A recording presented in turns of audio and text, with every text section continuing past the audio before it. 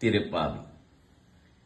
அம்பரமே தண்ணீரே சூரி அறம் செய்யும் எம்பெருமான் நந்த கோபல எழுந்திராய் கோம்பனாக்கெல்லாம் கொழுந்தே குல விளக்கே எம்பெருமாட்டி யசோதயறிவுராய் அம்பரம் மூடறுத்து ஓங்கி உலகழந்த வம்பகுமானி உறங்கெழுந்தீர்